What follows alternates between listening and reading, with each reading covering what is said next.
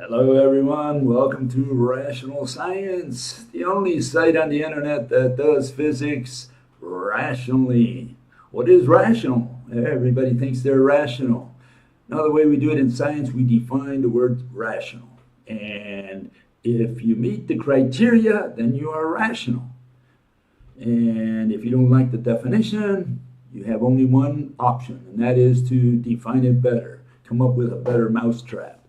So how do we define rational? Well, we usually define it in the negative, like irrational. Irrational means that primarily in physics to have a theory that involves the movement of concepts. Okay, if you're going to move a concept, you're going to move love around, you're going to move intelligence around, well, then you don't have much of a theory. It's not of a physical theory. Okay, and that's essentially what we have today. A lot of movement of love and intelligence. What we have today is the movement of mathematical concepts. They transfer energy, they move the mass, they wave the wave.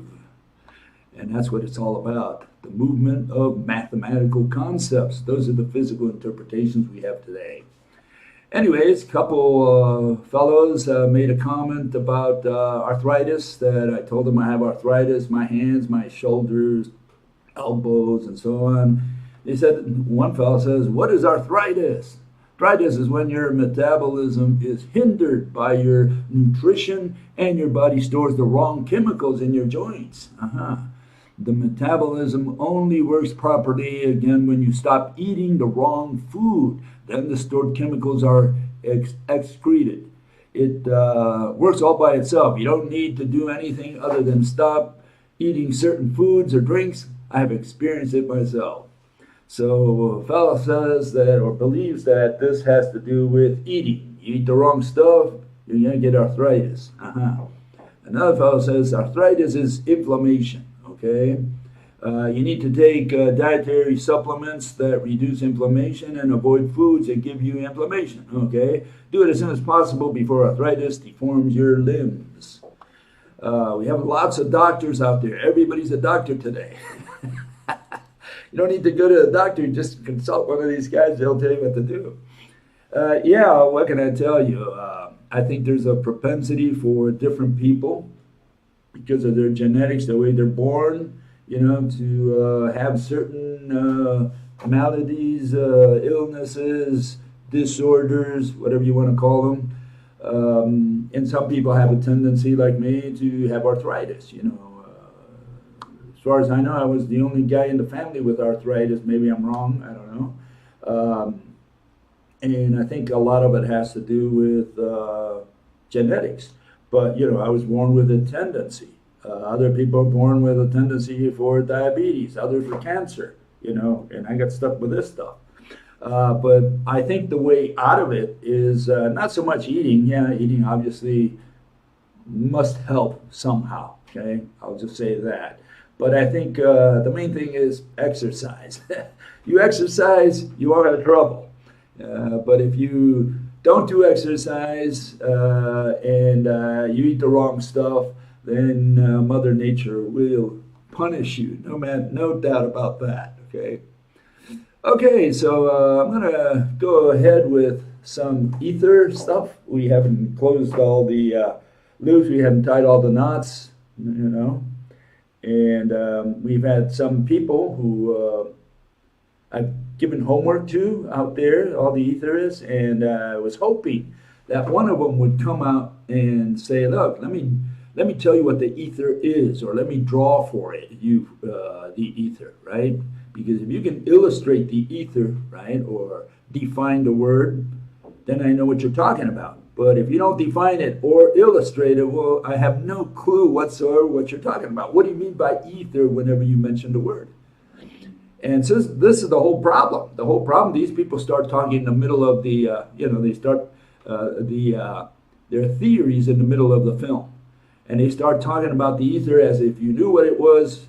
And then they say, this is my theory. And they start with a theory. No, I don't want you to tell me your theory. I want you to illustrate the ether, or if it's a physical object, or define it if it's an abstract concept. Okay, either one, I don't care. But you have to tell me what the ether is according to you.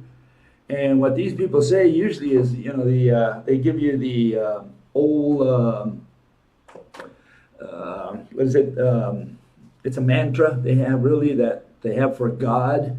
If I knew what God looks like or what he is, then he would be so great.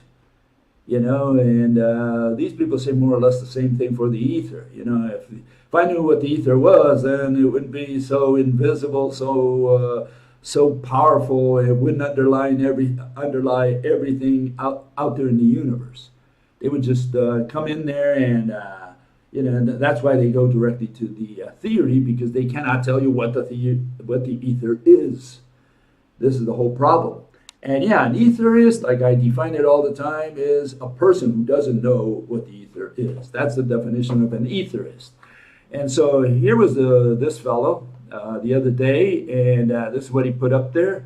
He says, I was going to draw for you the ether, but nah, you would still find something negative to say. Why would I even bother? You're nuts. Okay. Yeah, he said he couldn't draw the ether also because he wasn't a good illustrator, a good artist or whatever. And so he just ran away with the tail between his legs. Okay, so we have this fellow, he just ran away.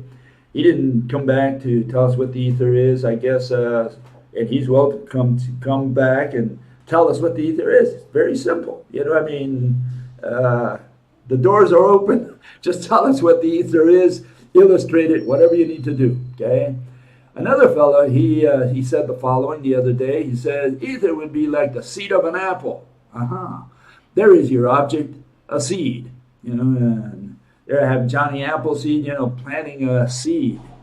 And from there, I guess something grows, I don't know, the world, the universe. And so, yeah, we have this situation where I showed Neil Turok and Stephen Hawking. They came up in 1999. They published an article. Essentially, they were interviewed by Astronomy magazine, and they came up with this, the one in the center there. They said it looks like a pea, which is very much like this fellow's seed, you could say, right? And so, that's what they call it. They say it's the P instanton, okay? And I think this was primarily Neil Turok's idea, but I guess Hawking stood behind it, and this is what it looks like. This is how Neil, I guess, illustrates it. There you have the open universe, the singularity, the whole works, all there, okay, and all the steps from the Big Bang onwards. But the P instanton was out there first, okay, and that was what the Big Bang, how the Big Bang started. Okay, that's the starting point. So what is this starting point, this P? How did it get there? Well, they don't tell you that. They don't tell you what's outside of it, what gives it shape. Like in this case, the white stuff that gives shape to the P instanton, So we don't know what that white stuff is that gives shape to it. We don't know where it came from. Did God make this or what? You got to tell us a little bit more than just say, there's your P. Yeah, what can I do with it? And that's the same problem with this etherist who says, it looks like a pea, and that, or a seed in his case, right? And so here it is. This is what he says. This is how he backed it up. He says, the ether is eternal. Sounds like God already, right? All objects are of the ether, although the ether is not any object. So here we are. He's saying essentially, your table is made of atoms, but the atom is not a thing, not an object. So we have a thing made out of something which is not a thing. That's more or less what he's saying there. He's saying the ether is not an object, but it makes up everything else that is an object. Okay, so that's what he's saying. Ether is not a particle, although particles are of the ether perturbed. And that is why they vibrate and have frequency waves. The ether has no space, no Cartesian, therefore it is not visible. Okay, so I guess he's excusing why he can't draw it, but then he says it's a seed. So there on the lower left, you can see the seed, and Johnny Appleseed planting a seed.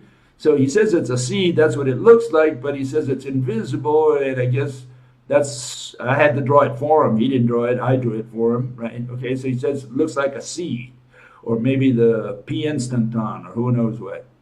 Okay, and then he clarifies, he says, objects are not falling towards each other in gravity. They are accelerating towards the null point, that is the return vector to ether as pure potential. Ether, what is ether? It's pure potential. Then he says space is the loss of the ether's pure potential. Space is not a thing, but the absence of a thing. Well, yeah, you can't define things in the negative. You can't use an antonym to define a thing in science. Okay, you got or a synonym, right? You can't say a dog is not a horse. Well, yeah, no kidding. You know, and what is it? Not a tree, also not a rock. Okay, where are you going to go through every word in the dictionary and say it's not that, it's not the other one, you know? No, we can't define in terms of negatives. And so he hasn't told us anything when he says it's not a thing, because we don't know what a thing is according to him. Especially when he says that ether is pure potential.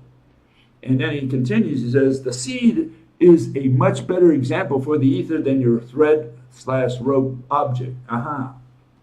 Okay, he says, just like the seed, its potential is lost as a tree that grows and then bears fruit, which return back to pure potential seed. Okay, and why do you keep returning to the particle luminiferous ether theory, which is wrong, and say, see, this is wrong, so there is no ether? Yeah, well, I can tell you what everybody and their mother thinks the luminiferous ether is. Okay, it's not a theory, it's called a hypothesis, it's an assumption, and the assumption is that there is this luminiferous ether out there. It's made of particles, gazillions of particles. Some people say that it's equal to space, that space and ether are synonyms. Others say the ether is contained within space, but that's what it's always been, a whole bunch of particles. And so you're the first one who says that it's a seed. First of all, you probably are the only person on earth that says it's a seed. But you're not saying it's a seed. You're just saying it's pure potential, and potential is a concept. There's no such thing as potential, and you can't say that everything is made of potential. That's irrational. That's what it's called, irrational. So you found out just now that you're an irrational individual. Okay, you don't have a case. You don't have a leg to stand on. So far we have no illustration of what the ether is, and certainly it cannot be a seed, because you can't do anything. What are you going to do? Move the seed around? What's outside the seed? Space? I mean, what is the seed? And that's when he goes into poetry and says, well, it's pure potential. Fella, you got to lay off the drugs, the shrooms. Okay, another fellow says, it says here, what did he say here? It says he's going to prove the ether. It says first, ether is, you just need to define what you're envisioning. Totally agree. You got to define the word, if that's what it is, a concept. Objects we point to and illustrate or show the shape, and concepts we define. So he said define it. Okay, if it's a concept, then you have to define it. No doubt about that. It seems most great physics ideas come from a creative spark internally, which must be externalized by tools like math. Weird, right? No, we don't need math at all here. It has nothing to do with math.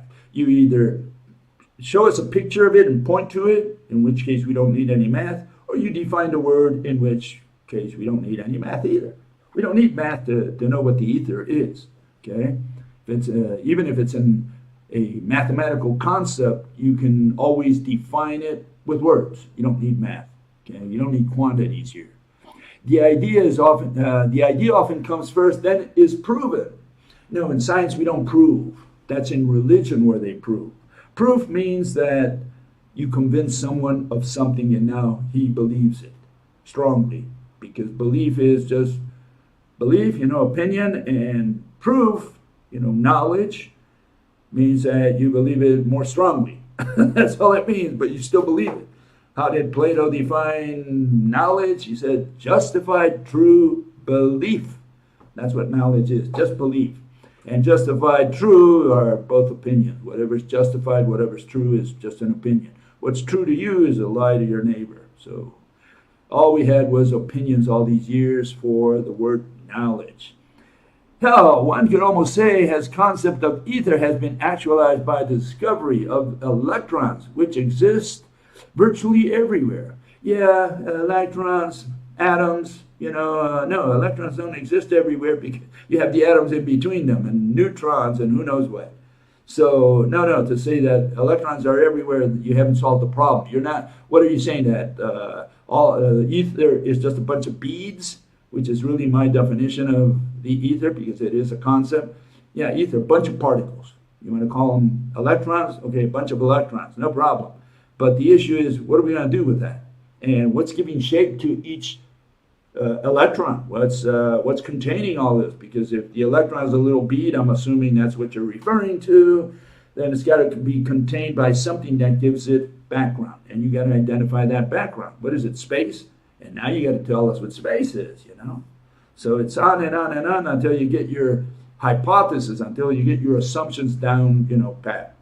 We have to understand the whole picture before you go to your theory. And he said, well, we don't know. And now knowledge has nothing to do with science. In science, we don't use the word knowledge. They use it in religion. Knowledge means justified, true belief. And belief has to do solely with religion. So it's not a well-grounded theory. Well-grounded means knowledge again. Means that you've proven something, meaning that you believe it. That's all it is. So that's all that grounded means. We don't ground anything in science. We give an assumption, we make an assumption, and the other person has to take it at face value in order to understand the theory. So you have to be clear on your assumptions. What are you proposing before you start your theory? And then you can go on and explain your theory, your mechanism, what caused it or whatever, right, the phenomenon. Often paired with mud, flood, and flat earth. Okay, I don't know what that's all about. It's not a tall order to ask for concrete definitions of things before trying to, prove them? We don't prove anything in science. So this fellow has to take kindergarten physics 101 first, know what the scientific method is. Even that's earlier. Science 101. Okay, so let's get on with these other issues. So we'll finish there with ether. We'll see if some of these guys come over and give us an idea of what the ether is. And by what, I mean draw it, illustrate it. If you can't illustrate it, or you say it's not a thing, it's an object, a body, a medium, good. If it's not that, then it's a concept. Then you have to define the word. Very simple. So all etherists are welcome to take that homework and come here when they have it completed. Okay, let's move on to our other issue here, and that is the subject of today. And we're going to be doing a little bending of light. We're going to use mass, okay? But first, we're going to begin with a bending of light that does not involve mass, which is strange because, in one scenario they use mass, and in the other one they do not use mass. They use something called diffraction, or like in this case, this fellow, refraction, okay? And so you have these two worlds, the microscopic world where they do not introduce mass, and you have the macro world of general relativity, string theory as well, where they introduce mass. So we have the mass and the massless, okay? So let's begin with the massless so that you can start getting into the hang of things, get the hang of things, so you see how they treat these subjects. We're going to go with the massless first. Here it is. And it's got to do with this. The other day I mentioned that, you had this balloon, that the astronaut carries to space, and the balloon pops. Okay, the balloon pops, and the air comes out. We color-coded it so that you could see it. Okay, and so we want to say the only thing we want to say about that is, does that blob have shape or not? It's a yes or no type of question. It's not, what is the shape of a blob? No, that's not the question. The question is, does a blob have shape? Okay, that's the question. Okay, it's a yes or no type of question. These fellows, one guy and another, they went and drifted out and talking about, whether the last atom and how does it flow and stuff that really was irrelevant to the subject matter that we discussed. And so here you see it says, if a balloon in space pops, right? What is the movement pattern of the gas released from the balloon? He's talking about the movement of the gas. Well, who cares? I mean, I don't care. That wasn't the issue. The issue was, does that have shape? Does that blob of air to the last atom there, right? In the blob that's expanding, right? Does that blob have shape? And the answer hopefully is yes if you have eyes, right? In fact, even if you don't have eyes, it does have shape by definition, okay? Does it move around like a small cloud, or does it disperse outwards like the hypothetical Big Bang? Or what would it be? Does a gas hold itself together or disperse into molecules? Well, gases tend to expand. And I think that's what this other fellow answered. He says answered him. Liquids and gases take the form, shape of the container. Absolutely not. Okay, absolutely not. The air molecule inside of a balloon would be moving at roughly the speed of sound or slightly faster. No, we do not need a container to give shape to things. And this is a big misconception that people have out there. And again, here we're going to take the astronaut back up there because people seem to have problems understanding this. We're going to take, gas, any gas. In this case, I called it air. You can call it whatever you want. You want to use, some inert gas, whatever, like argon or whatever. It doesn't matter. Just color code it so that we know what we're talking about. The balloon goes out there. The astronaut goes out there with a balloon. He's got some gas inside that balloon. Okay, and so far it's got the shape of the balloon, whatever gas is in there. He pops the balloon, and out comes the gas. Okay, it's color coded. We can now see it. It has shape. And so the only issue is, does that white stuff that you see on the third frame of the film, right? Does that have shape? And hopefully the answer is yes for anyone. And you say, well, what is the shape of that? Well, no, it's a blob. So it's got blob shape. Okay? We don't care what the shape of it is. The issue is, does it have shape? And hopefully the answer is yes. So does the pop balloon, by the way. They both have shape. Okay? So you don't need a container because space is not a container. And you can see it has shape despite not having a container. Okay? So this balloon is expanding. The gas is expanding, and we don't care if it's expanding or not. We take a snapshot at a given point in time, right?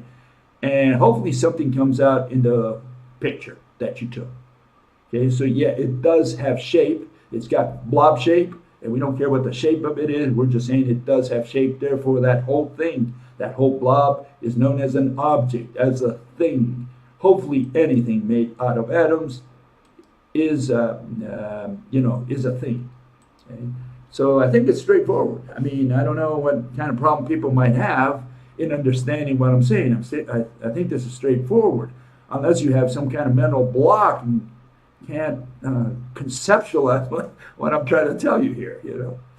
Okay, here's one fella, and he's struggling to understand what an object is. So yeah, some people are struggling, and I'm sorry for all those of you who understand it already, but I've got to go through with some of these folks because they're having trouble understanding something as simple as, what is an object? What is a thing? What is a medium? Right? What is an agent? And here it is. So it says, I'm manufacturing jawbreakers in space. It has a hole in the center that was made in the vacuum of outer space. Okay? We bring it back down to Earth. Okay? We bring it down to Earth. The hole has the form, shape of its container.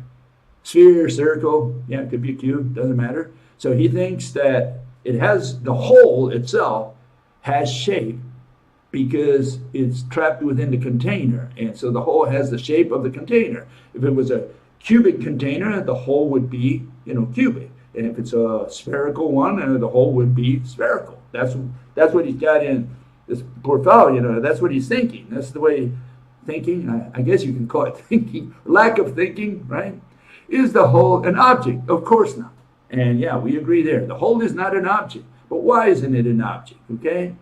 And here we have, let's see if Bugs Bunny can teach us a lesson today. Okay, here we have Bugs Bunny. Okay, he's in the middle of nowhere.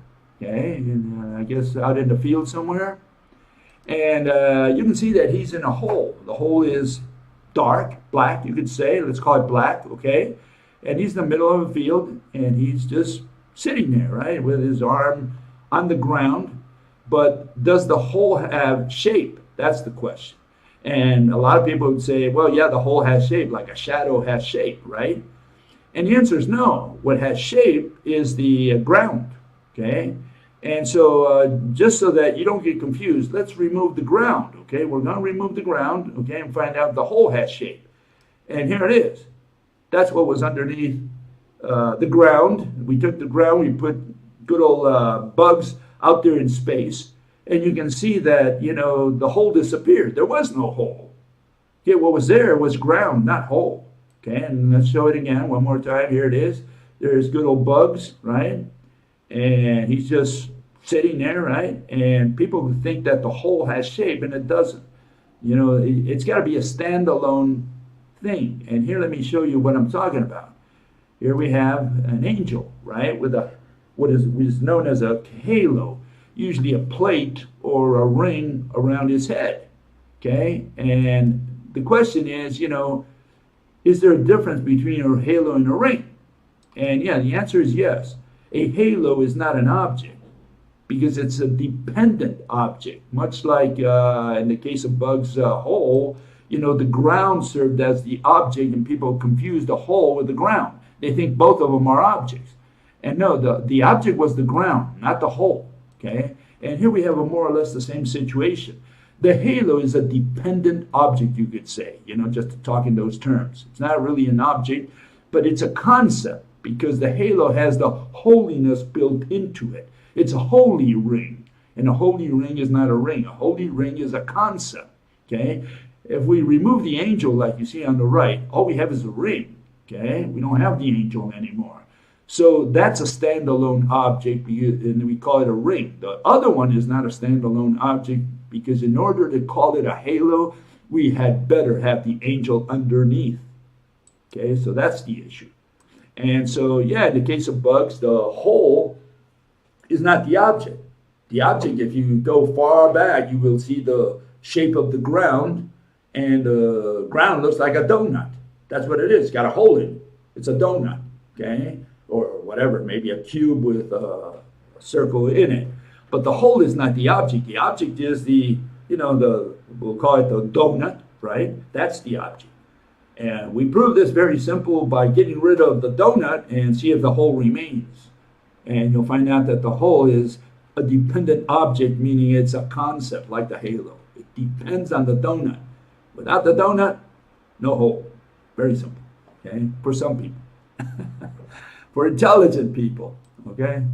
And the fellow says here the following. He says, with AI art, you can force the AI to illustrate vacuum of space, ether, and all those hogwash fake things metaphysicians believe in. Yeah, with some of this technology like ChatGPT and so on, you can start questioning a lot of stuff that mathematical physics has proposed over the last 100 years. Because now you can feed it to the ChatGPT and he'll, you know, this robot will give you an answer. And the question is, what are you going to put for, you know, transfer energy? I mean, you can program some of these things and say, well, if you program energy as a physical object, some kind of smoke or whatever you want to put in there, a cloud, and you say, I transfer energy. The computer understands that. But if you are very careful with your language and you say you transfer energy, but you do not illustrate, the ChatGPT, the computer, will not know what to transfer. You know, what are they going to transfer? You got to put something for the energy if you're going to give the computer an instruction to transfer something. And I think you can put a lot of the stuff into ChatGPT, you know, a lot of the concepts that they're transferring and you know, wave the wave. What are you waving? A bunch of vectors. You know, you have vectors, you know, magnitude and direction, transverse wave. What are you going to put? You know, unless you draw it, then the computer will know what to transfer. Say, I'm transferring this bunch of arrows. That the computer understands. But then you have to be careful that you're staring at a bunch of vectors and not arrows, not engine arrows, you know. So he says the AI won't explain to you how it works, though. Maybe ChatGPT will try to explain mechanisms to you, but we'll end up parroting the usual bad arguments of modern theoretical physics. Yeah, one of the problems there is a lot of this stuff is programmed by the mathematical physicists and programmers who learn the same nonsense in college, right? And so, he ends up saying, at this point, it's better to argue with AI than with these people. The things they write read like AI anyway. Yeah, so all I can tell you is that a lot of these people, they program the chat GPTs, the robots, the AIs, all that stuff, and they just put in there what is the worldly wisdom, which comes from mathematical physics. But I challenge them to transfer energy, to move the mass, to wave the wave, to shake the field, you know. And what are you going to put? You got to draw something for the computer to understand it. It's got to be an object. It's got to have shape. Then you can wave you can excite the field, move the mass, transfer energy. Then you can do that. But if you don't put an object there, what will the computer understand? What will it shake? What will it move? What will it transfer? And that's what you got to think about. Okay, let's get on with this issue of the what is it? Of the what was it? I lost my head for a second here. The mass bending light. And what we have is that, again, we have a situation where you have some of these experiments where they bend light, and they do it without mass. And those are all in quantum mechanics, in the world of the small. And in the world of the big, they have something else. They have mass doing it, because that's all that a mathematical physicist talks about, just mass out there. Everything in the universe, just mass and gravity. They never discovered magnetism, you know, the magnetic fields of stars, of galaxies, of planets. They never discovered that all these celestial objects, as we call them, have magnetic fields. So they do everything with mass. Everything is done with mass and gravity. Dark matter, gravity. Black hole, gravity. You know, mass and gravity, and so on. Everything is done with mass and gravity. Even the Big Bang, you know, it's that expansion, you know, which is being pushed or fueled by dark energy. What is that? Mass and gravity. What is dark energy? It's the opposite of dark matter. One pulls, the other one pushes. So what is gravity, which is dark matter, and dark energy is what opposes it. It's the anti-gravity that's pushing everything away from concentration. So it's all done with gravity. And so no one has ever in mathematical physics discovered magnetism. You know, they don't think magnetism plays any role out there. So what can I tell you? Okay, that's a big omission that they have there. Okay, so here we have it. We're going to start with the massless stuff. And we'll start here with the needle experiment, okay? And a fellow says the following. Says the needle experiment is as insignificant as the double slit experiment. Both are very easy to explain. Okay, great. Light is not a wave and never was. And that's how he starts his presentation. He says he gives me a link, and I go see the link, see what it's all about. But before that, I need to clarify what he's talking about. What is this needle experiment? Okay, so let's start there. We have Thomas Young, 1802 and 1803. He did some experiments in his dark basement, okay? And he found out what is known today as the double slit experiment. We have two slits. He shines monochromatic light through these slits, and he produced fringes on the wall. And that was kind of strange, because you would think that if light goes through two slits, you would get two slits on the wall. That's not what he got. He got fringes. And there you see the double slit experiment with slits.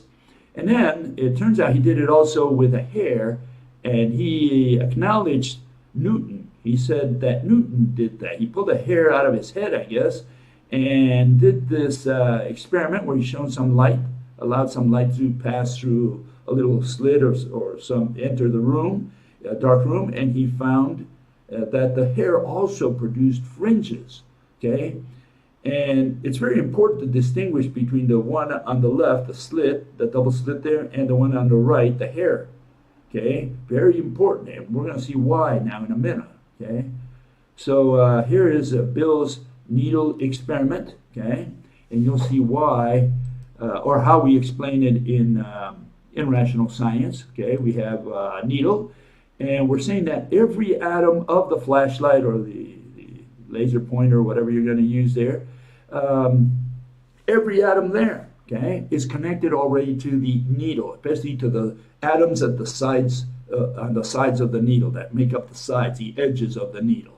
And every atom there is also connected to every atom on the screen, on the back wall, okay? So what happens is you have interference patterns, and you can see there the pattern that it shows, okay? There all these are intertwined there, okay? So what you have is differences in the length of the links of the ropes that make up the mediator of light. Okay, that's what you have. And you can see it on the far right there in the hair experiment. You can see that all these are offset, and because of that you have either constructive interference where you see the bright bands and destructive interference in between the bands. Okay, so there it is. That's how simple it is with the rope model. Okay, no major problem there. Okay, hopefully everybody understands. Everyone who's been doing wave, we're replacing the wave with a rope. We're saying light is a rope, okay, or it's mediated by a rope. What you have is a situation, if you can simulate it with your hands, okay? You get your hands together, and as soon as you move sideways, okay, you can see they're offset, okay? See what happens to my hands? That's what's happening. One rope is now one link or a quarter of link or whatever amount behind the other one. They're not, you know, when they're together, you have constructive interference, and here you have destructive, and so on down the line. And so that's why you get the fringes. And that's been, you know, I didn't come up with this. This came up from the wave nature of light. They already had discovered that, okay? And all we're doing is replacing the wave, which is a mathematical concept, with the rope. And with a rope, you can explain it. A rope is a thing. It's a thing that, you know, now is torquing there, and it's just either constructive meeting the another rope right there at that same point, or they're offset by half a link or whatever. And that's what's happening. Very simple. Okay? What's the problem with particles, which is what this fellow is going to propose? Well, here it is. This is the problem. Okay? Here you see it. Okay? And this is something that, by the way, let me show this first. Okay? Here we have good old Einstein and Niels Bohr. And in 1927 at the Solvay conference, they had this discussion. This was right there. This was what the fight was all about between them. And the issue was the slit experiment. And what was the problem? The problem was that they were simulating it with particles. Okay? And they said, well, what happens when you shoot a particle? You know, when you point the laser pointer at the slits, right? It would move the whole partition sideways. And so you would not know, you know, the exact position of, you know, of the beam, because of the photon, really, because it hit, supposedly it hit the partition, you know, the one that contained the slits, and it would move it already. There was some amount of motion, a very tiny imperceptible motion, but that's what Bohr was saying. You cannot determine both the position and the motion of the particle. This was Heisenberg's uncertainty principle. And so Einstein tried to get around that by saying, oh, if we shoot, you know, we do the slit experiment with a laser pointer or whatever, with a light, etc. And Niels Bohr, you know, just trumped him and said, no, you can't, because the photon will hit the partition and move it. And now you don't know the position and the exact motion of the photon that's going to go to the screen. That was the whole issue. That was what the fight was about. So here we see it. Let me show you this again now. Here we see it. You see this is simulated by someone else. I just stole it from them just to show you, what we've got here. What you see, there's a light source, and it shoots a photon. It's also been done with electrons. And they're shooting it against the slit, the outside of it. It's banging against the frame, which is called, I looked it up, it's called a jamb. The jamb is the two lines, vertical lines that form the screen, the frame of the slits. Okay, so they got these jambs. Okay, so they have these lines there. It hits the edge of the jamb, right? And then the particle goes there and interferes with the one from the other side. That's how they try to explain it with particles. The trick here is, or the the problem with it really is that the particle has to be at two places at once, because the particle is only one particle is shot out, but it's at two places at once, at the two jambs, right, the two sides of the slits, and then they interfere when they hit the screen. That's how they try to explain it. Some people try to explain it this way. Okay, they have other explanations as well. But what they have is the ball, the photon has to hit the jamb, has to hit the frame or the sill or whatever. Okay, it's got to hit there. So what happens? This is what happens. Why we need the needle? Because we get rid of the slits. Okay, and here it is. You see what's happening there now. Okay, you're going to see in a second here. Instead of hitting we get rid of the slit. We just leave something in the center. We're going to call it the needle. There it is. We only have a needle there. Okay, there's the needle. Now what's it going to hit against? Okay, how come it's going to come inwards if it has no jamb, no frame to hit it against and bounce inwards? See, now the photon just goes straight ahead. And now we can't get that photon to turn the corner. That's the problem. Okay, so this is the issue. Okay, and so here you see it. Okay, this fellow says, light particles explain rectilinear propagation and reflection. And no, it doesn't, because the sun actually, shoots particle in every direction. From every atom in the sun is, and this is according to quantum, right? Shoots photons. It creates these light particles of light, right? And shoots them in every direction. But the sun is spinning, and so is every atom within the sun. So as soon as it shoots one photon, the next one will not go in the same direction, not to mention the whole series of them. They'll curve around in space. And here, let me show you a little bit of what that might look like. You got the sun, it's just like a sprinkler. It shoots photons in every direction if you're going to do this, if you're going to simulate this with particles. Okay, that's what's the nonsense is of doing it with particles. Okay, so all I can tell you is, no, particles do not travel in a straight line. It's impossible in our universe. So this fellow is already screwed up on the first one. He said, particles travel in a straight line. Absolutely not. They cannot possibly travel in a straight line, because everything in the universe is in motion, and especially, the Earth. The Earth not only spins, but goes around the sun.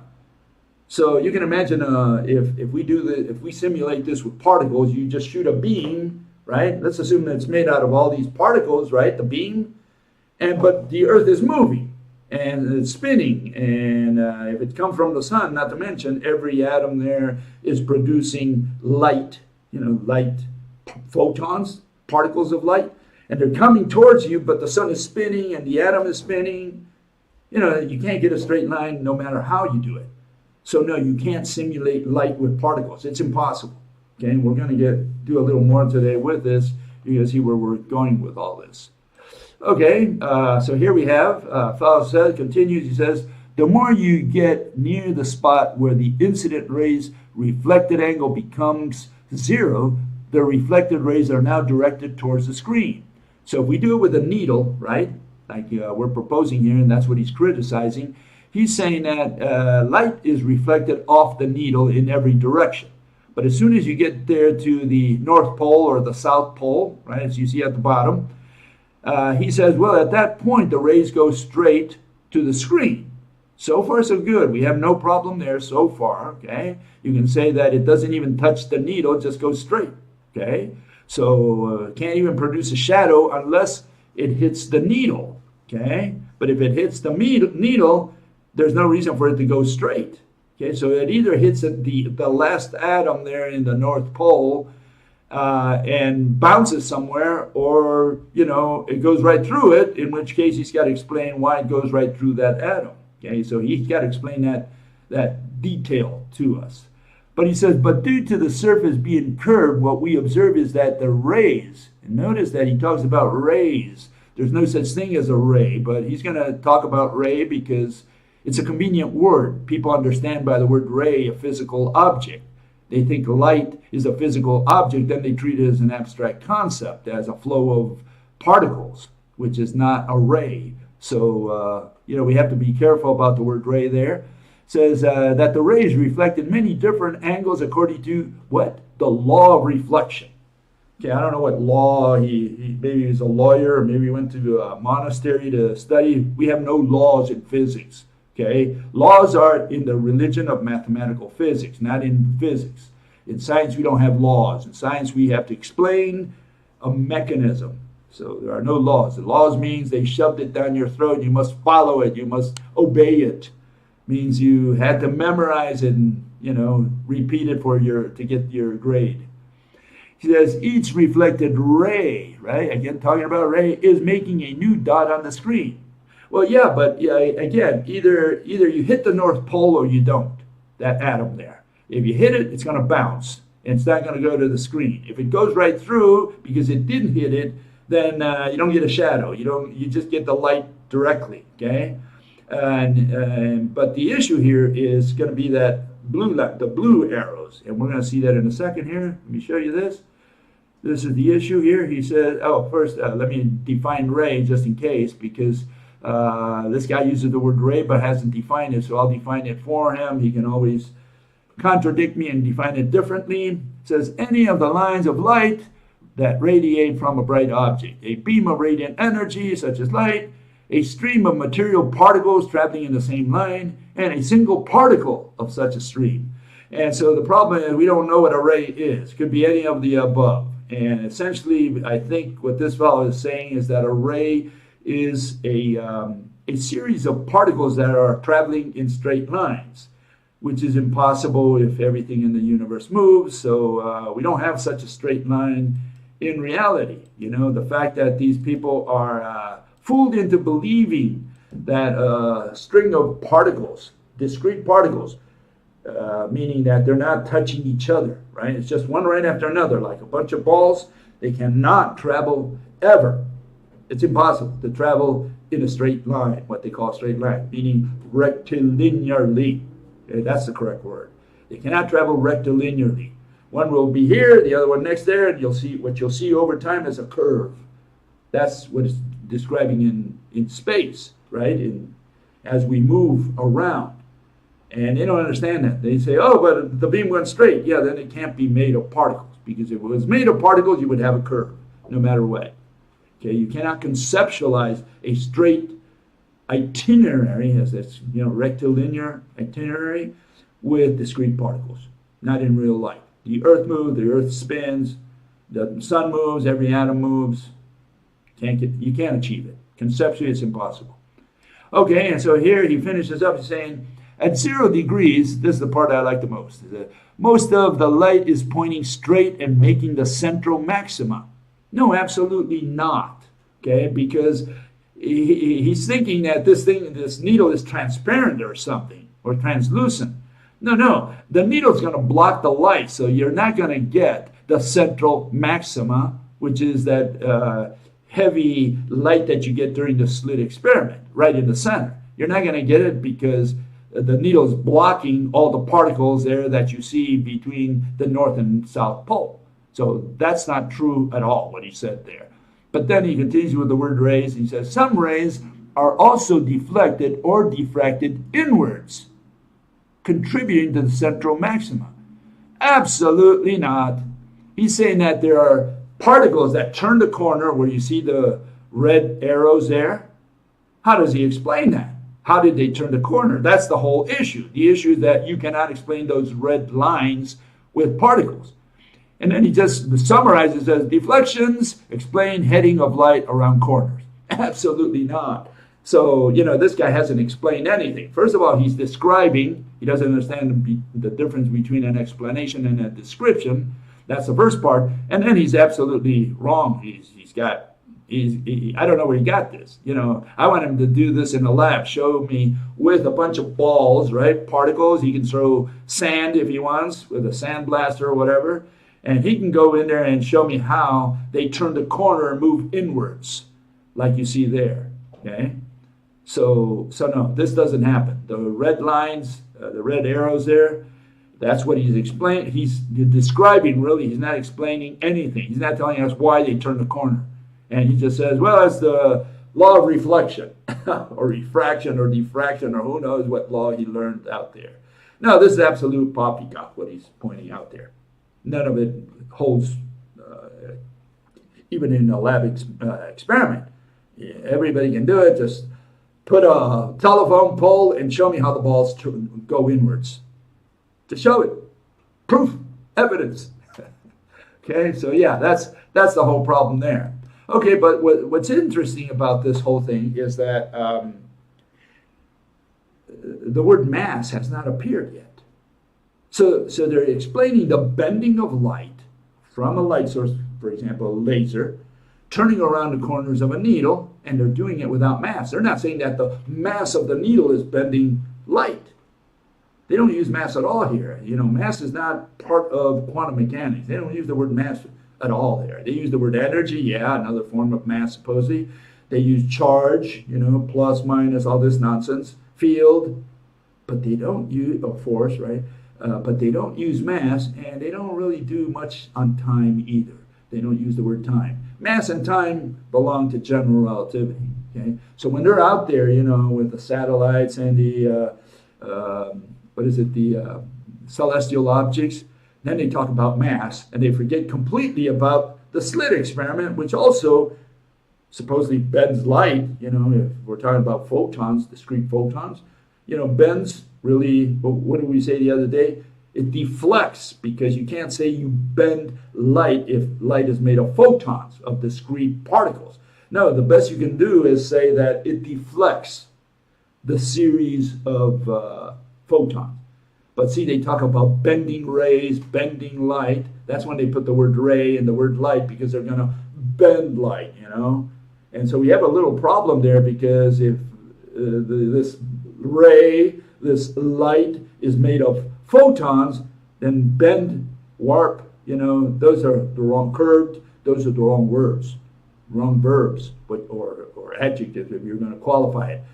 No, what we're talking about is deflection. You're deflecting a beam, okay, or a bunch of photons, a series of photons. Then you can say all these little balls are being deflected. Then we understand, but you can't say bent. But they use the word bend, because they're going to talk about rays, light, and other elongated objects, which they treat as objects. Concepts which they treat as objects. Okay, so here's just so that you see what I'm talking about, that I didn't invent all this stuff. We want to make sure that mathematical physics does absolutely state that mass bends light. Okay, I did not invent this stuff. Okay, so it says, how does gravity affect photons? That is, bend light, right? If photons have no mass. So it's a question of mass bending light. Okay. And this comes from astronomy, so it's you can take this to the bank, okay? They're saying, well, it is true that photons have no mass. It is also true that we see light bend around sources with high mass due to gravity. Yeah, we see light bending, as we saw just now, around needles, and hopefully it's not due to mass or gravity. Okay, so we have the same situation, except instead of having the sun and the earth and the far away, the distant star there, what we have is a needle. We have the source of the light, which could be a laser, and on the screen, what we see is fringes. So we bent light, so to speak, and we did it without any mass. Here they're going to do it with mass.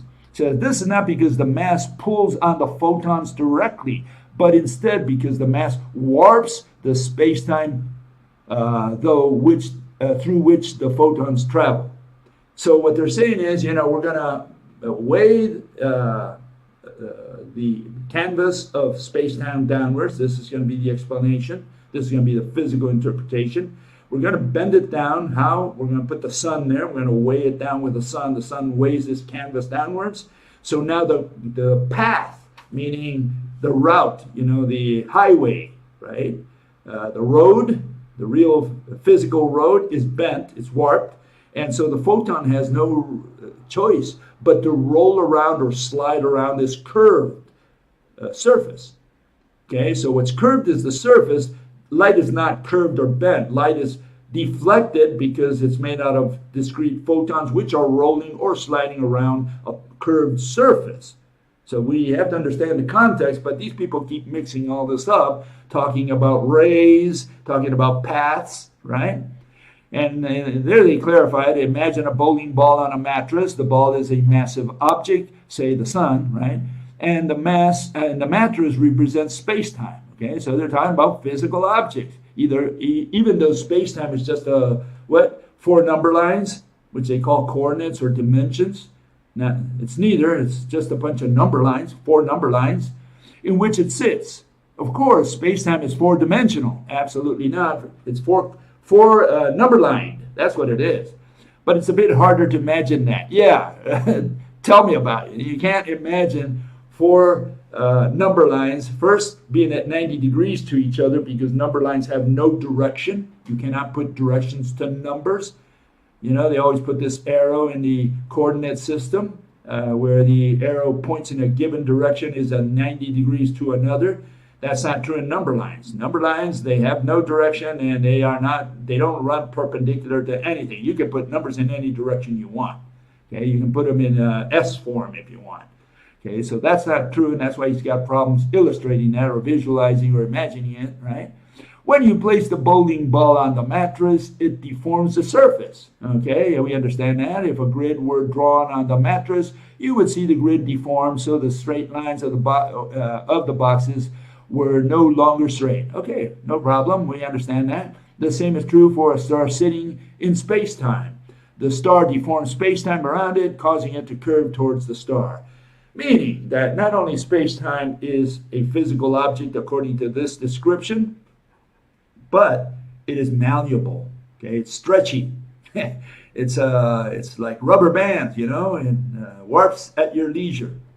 Now imagine a marble. This represents a photon. You roll the marble in a straight line on the mattress and it comes too close to the bowling ball. The marble will curve because the mattress it's traveling on dips and curves around the bowling ball. This is what happens to light traveling through space. It dips. I guess all these, see, they talk about light when they should be talking about photons, but see, at that point they talk about rays and light and paths, okay, traveling through space. When it comes too close to a massive object, it encounters warped space-time and curves, not because it's being pulled by gravity. See, it says it curves instead of saying it's deflected, right?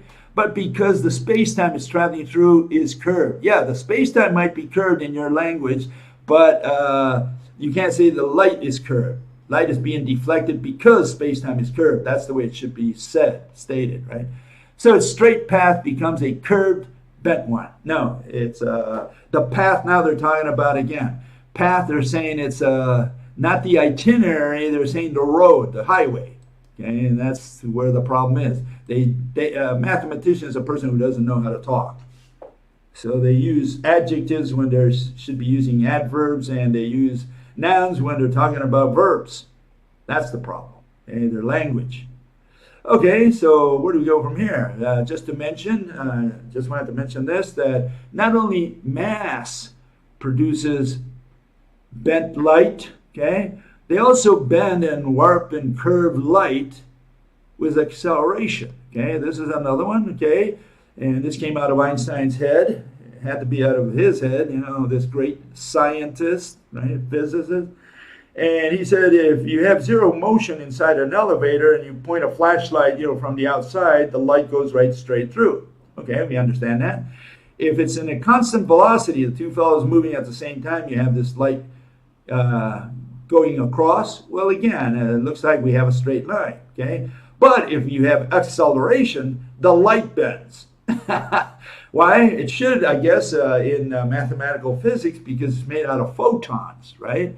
So be careful when you accelerate. You always keep a constant velocity, for otherwise you're bending light. All these photons, they make a curve through space, okay?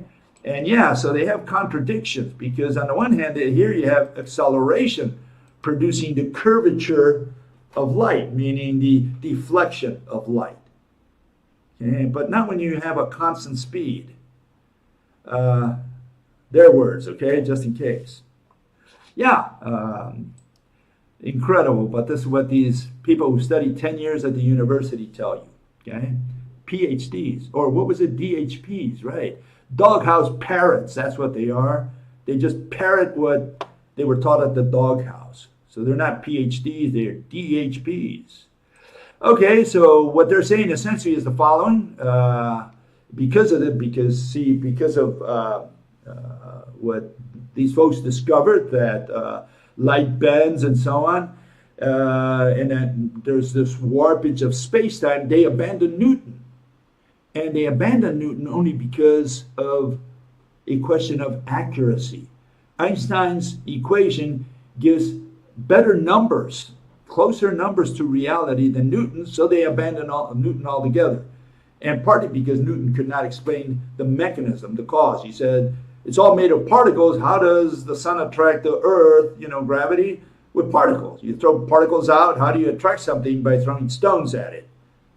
What you need is a rubber band. You need a wire, some elongated object. Then you can pull. Then you can explain gravity. But if you're throwing stones, you cannot explain how you attracted the donkey. You need to put a rope around the donkey's head. Then you can attract him.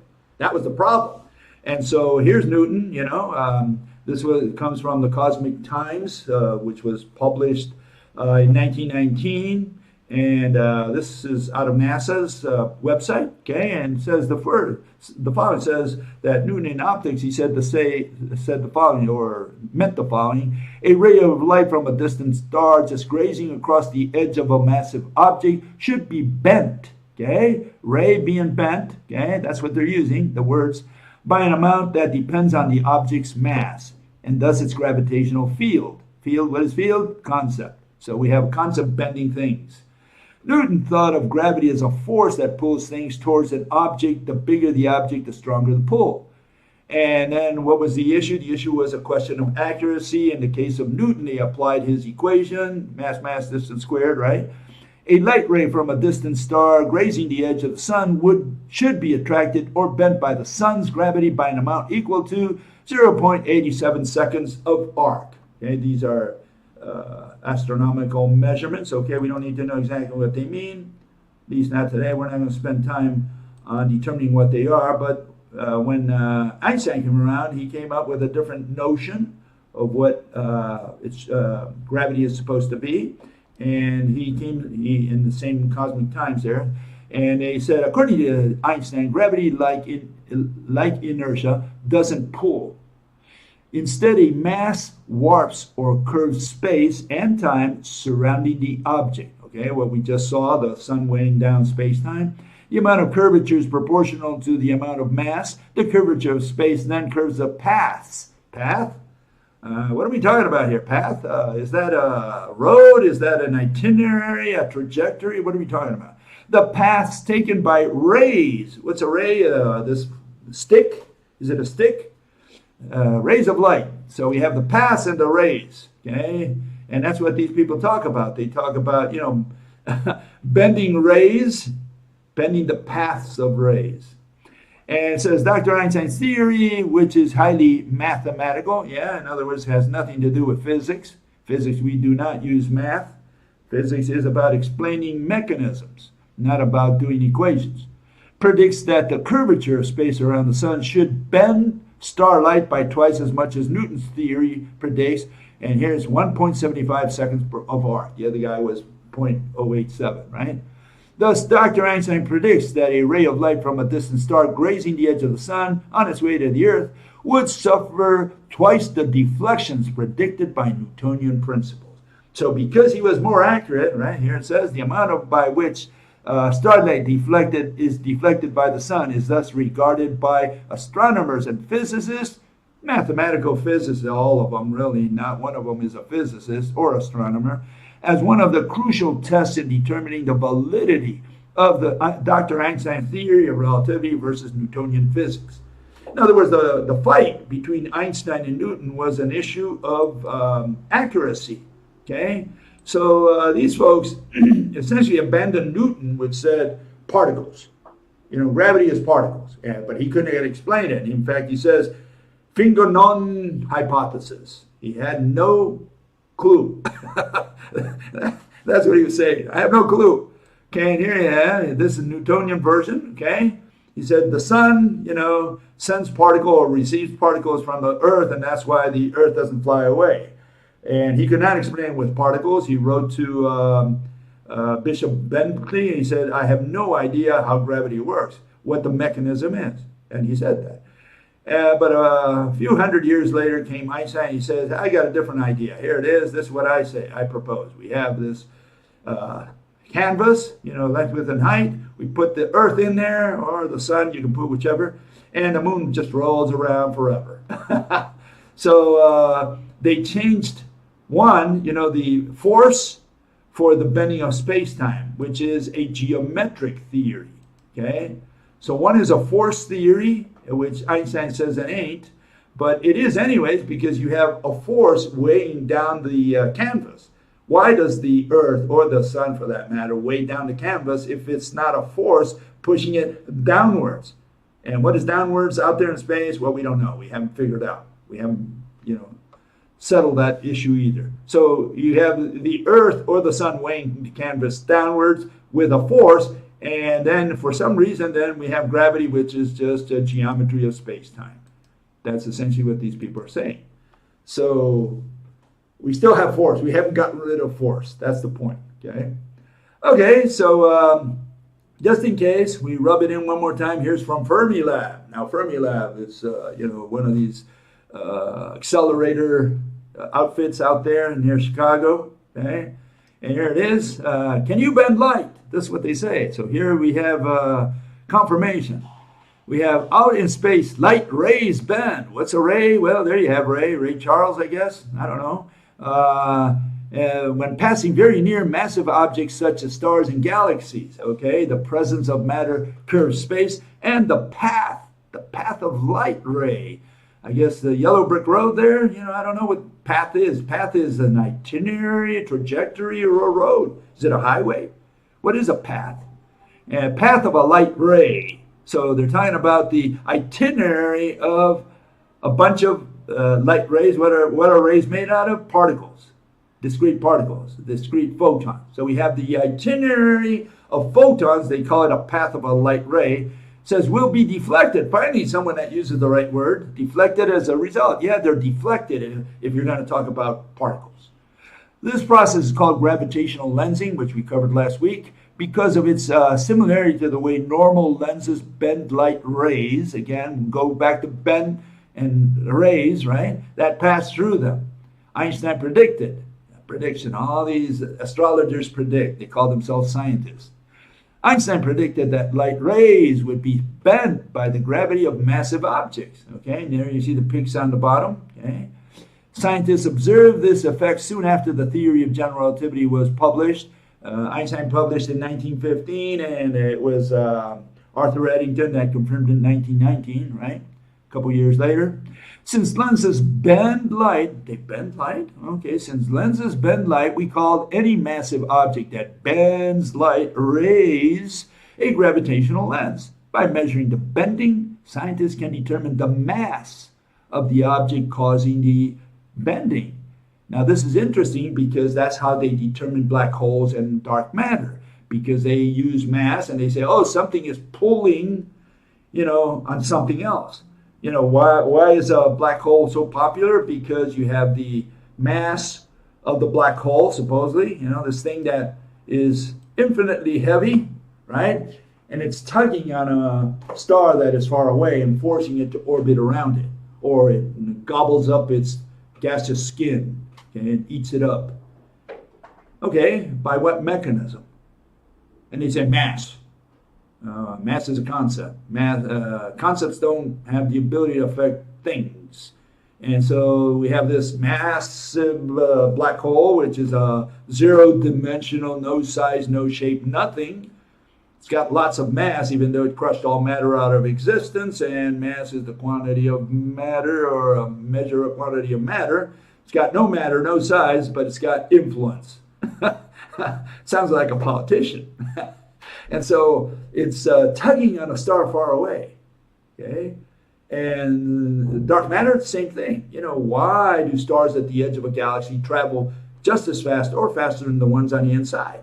You know, Pluto, it's like if Pluto traveled faster than Mercury around the sun. And that ain't the case. You know, Mercury is closer by, goes around very fast. 88 days is one orbit. And the other guy tells you, what, 248 years. So it's a little bit different, you know. And out there in the galaxy, it's the other way around. The ones on the outside travel faster than the ones on the inside. And so what did they have to do? They said, well, it can only be mass and gravity, right? So they had to pour a lot of mass on the outside of the galaxy to produce that effect.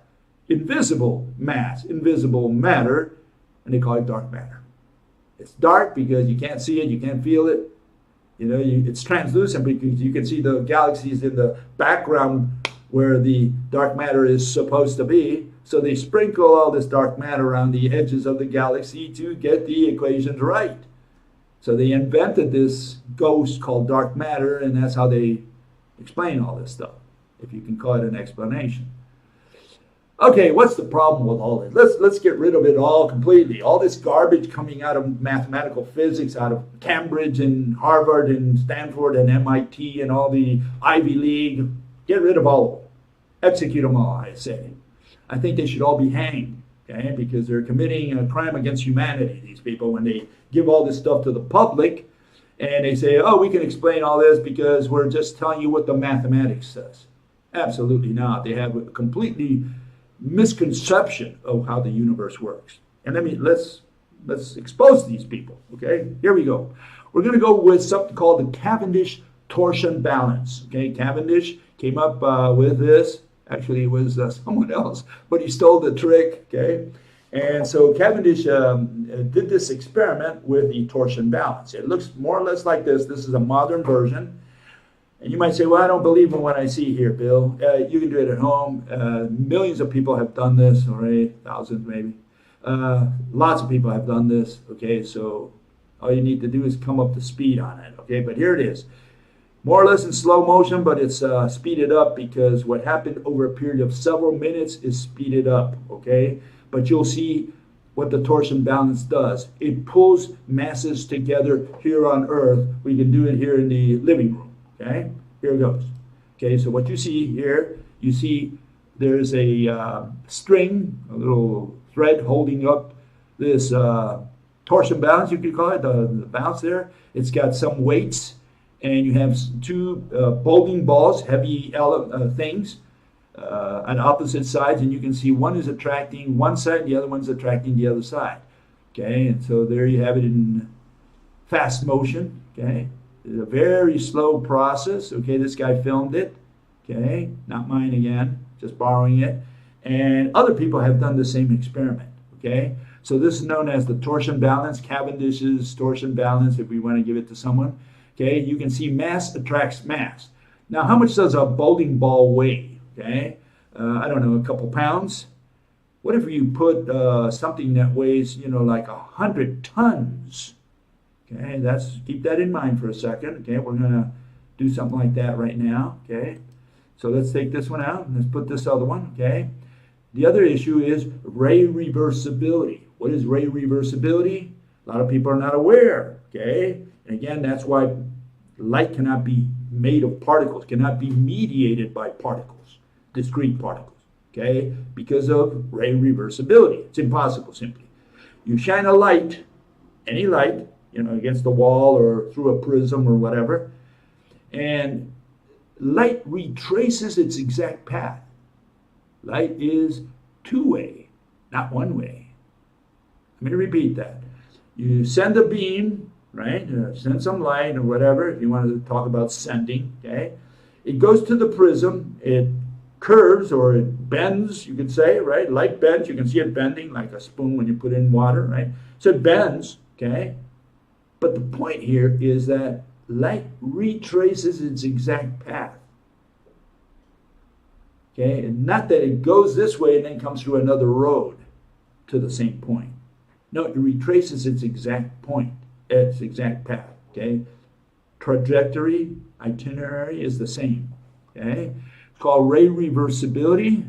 Very little known phenomenon in optics. Okay, nobody uses it, but here it is. I'm going to illustrate it here.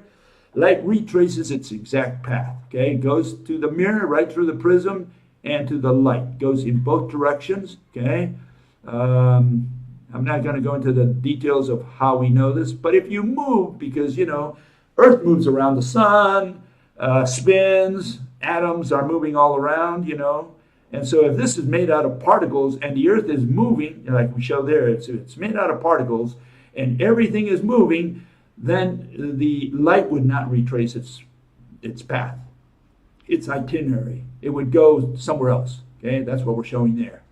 Okay, and this is something that shows that you can, the ray reversibility shows that you cannot use particles to simulate light, and then you have the torsion balance. Okay. Why am I bringing these two phenomena, well-known phenomena, well-established phenomena up? Because of the following. We're going to take a light, laser, is that fine with you? We'll take a laser pointer, right?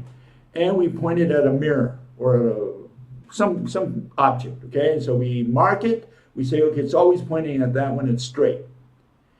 And now we're going to bring over several tons of weights, matter, whatever you want.